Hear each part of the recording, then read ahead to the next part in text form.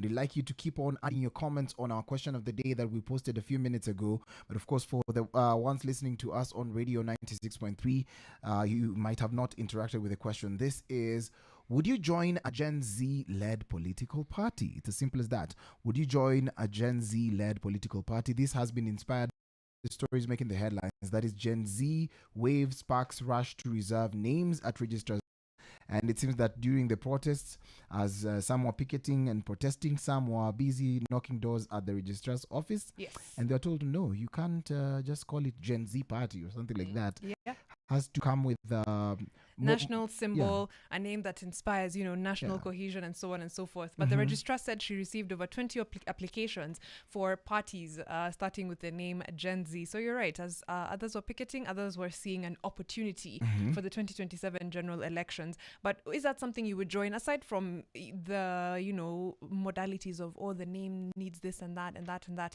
Would you join a Gen Z-led political party? I think on this show we've spoken about the importance of participating in politics, not just by waiting until it's time to go to the ballot, because by then it's often too late. You're being given terrible choices and you're choosing between the least evil. But from a party perspective as well, because that's when you get to decide who goes on the ballot so that you can now vote for that person. But is that something you'd be interested in as far as a Gen Z-led political party or a young people-led political party?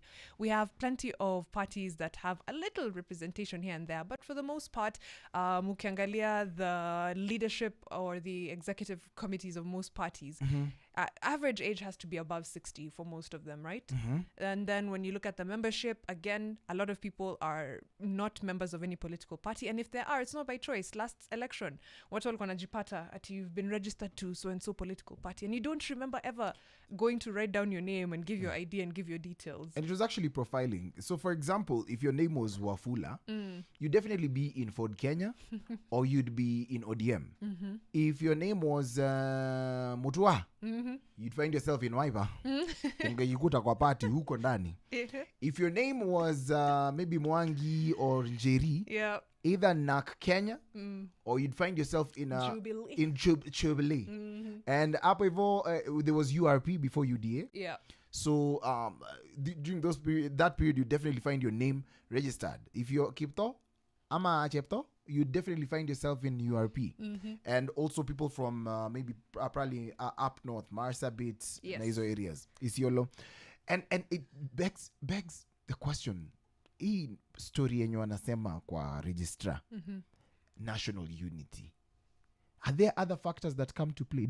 Can you interrogate a political party and say, you guys pretended on instance that you're bringing about national cohesion, but as we are speculating, we have to re-register this party. As we look at your party membership, it's not giving national unity. It's not giving national unity. But before we get deeper into that, we'd like to just know, if a political party was Gen Z-led, would you register to be a member of?